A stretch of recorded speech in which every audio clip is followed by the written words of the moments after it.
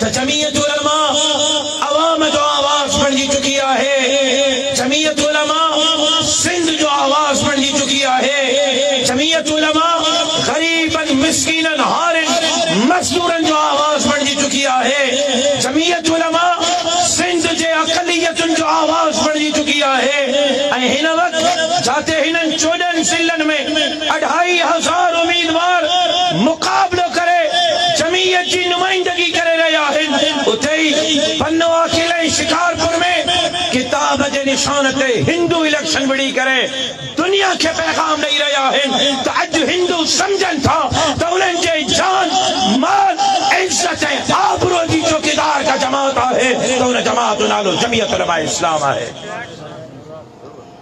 पन्नो अकेले जे हिंदुन सेक्युलर एंड लिबरल जमातुन जे टिकट उनके ठुकराए छड़ियो, पनो अकिल जे हिंदुन हुक्मरान जमात जे टिकट उनके ठुकराए छड़ियो। 3 अवार्ड हैं पनो अकिल शहर में।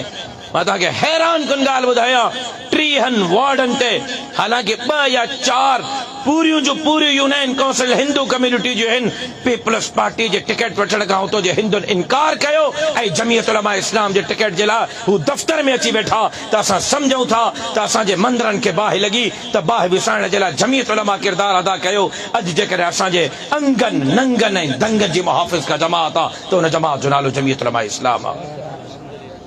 ये तब्दीली है, ये अवाम जो रुख है, ये अवाम जो तवज्जो है। ऐसा ही नूर मोहम्मद साहब इतना ही नजर फेरायो, मौली याकूब साहब ही नजर फेरायो, ये वापस फेराए चो जरा ॾिसो नजर फेरायो। घणा मौलवी वेठा आहिनि, घणा हाफ़िज़ वेठा आहिनि, घणा आलिम वेठा आहिनि, अवाम घणो आहे। घणा ॾिसो ऐं मूंखे पक्का त हिन में रुगो मुसलमान न हूंदा, गैर मुस्लिम भी हूंदा, अकलियत भी हूंदी। हितों जा कोयली, हितों जा भील, हितों जा मेंगवाड़, हितों जा हिंदू भी, वाणिया भी। मां पोयनि जलसन खां थींदो पियो अचां अक्सरियत कल मीरपुर ख़ास में रोडन ते रुगो अकलियत वारा हा जेका अजर के गुल खई बीठा हा ऐं हिक मौलवी जो इस्तक़बाल करे रहा हा। मां सम्झां थो त अॼु सिंध खे प्यार जी, पापोह जी, अमन जी धरती बणाइण में कंहिं जमात किरदार अदा कयो आहे त जमीयत उलमा इस्लाम किरदार अदा कयो। तकबीर, जमीयत उलमा इस्लाम, लेकिन उमरकोट वारो हाणे अमली तौर ते अवां खे मौक़े मिलियो आहे। 5 साल मां रड़ियूं कयूं त साईं नौकरियूं नथियूं मिलनि। 5 साल सिंध वालों ने चीखें मारी हैं कि नौकरियां नहीं मिलती, हमारी नौकरियां उमरकोट से मुंतखब वजीर तालीम बेच रहा है, हमें रोजगार नहीं मिल रहा, हमें अस्पतालों में इलाज नहीं मिल रहा, हमें बुनियादी हुकूक नहीं मिल रहे। तो अब मैं दावत देता हूं अवाम को कि आपको मौका मिला है, आप अपने वोट को इस्तेमाल करें और अपने वोट के जरिए क़यादत को तब्दील करें, अपने आप से इनकिलाब का आगाज करें, अपने घर से इनकिलाब का आगाज करें, अपने पोलिंग और वोट से इनकिलाब का आगाज करें। और जो तूफान में देख रहा हूं, ये जो हवाएं चल रही है, ये जो हवाएं में देख रहा हूं, हवाओं का रुख बदला रहा है, हवाओं का रुख बदला रहा है। जरूर कोई तूफान आ रहा है, तूफान जमीयत उलमा इस्लाम के शक्ल में अची रहो जेको दीन है धरती के गद्दारन के लोड़े करे छड़ी दो इंशाअल्लाह। कदम बढ़ाओ, कायदा से कदम बढ़ाओ, तकबीर। अदा ता बई गुजरेगा हिन को मांजी जमानत करायो। न न नारो हणे पर हिकिड़ी ॻाल्हि, कायदे सिन कदम बढ़ाओ, कायदे सिन घर छॾियो तम, बच्चा छॾिया तम, निंड छॾी तम। मौलविन मां खे सम्झो त मां लोह जो ठहियल आहे, ईअं त हलाइनि जीअं कमंदो मशीन में हलाइबो आहे। मां कदम वधाए वधाए नांगनि जे बिरड़नि में हथ विधो, हाणे तव्हां मुला कदम वधायो। मां को कदम रहियो आहे त ॿुधायो कहिड़ो रहियो आहे, रहियो आहे त ॿुधायो त वधाइण। तव्हां मुला रुगो हिम्मत कयो, अलाह खे मञो, तव्हां मुला अॻिते निकिरो। मां कदम वधायो, हाणे उमरकोट जो आवाम कदम वधाए ऐं उमरकोट जो आवाम अॼु फ़ैसिलो ॾेई रहियो त हिननि 3 वार्डनि ते राज कंदो त किताब राज कंदो इंशाअल्लाह।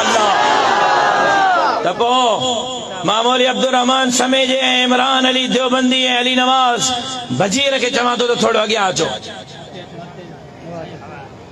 सभ खां पहिरियां त हे टई मेंबर, सभ खां पहिरियां त हिननि टिनी खे ॿिन्ही हथनि सां सलाम थो पेश कयां।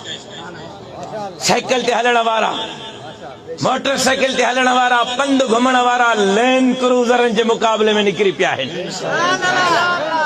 महल्लात जे मुक़ाबले में निकिरी पिया आहिनि। ऐं हिननि ग़रीबनि, हिननि फ़क़ीर मुल्लनि वॾनि वॾनि बंगलनि में ज़लज़ला पैदा करे छॾिया आहिनि, वॾनि वॾनि महल्लात में ज़लज़ला पैदा करे छॾिया आहिनि।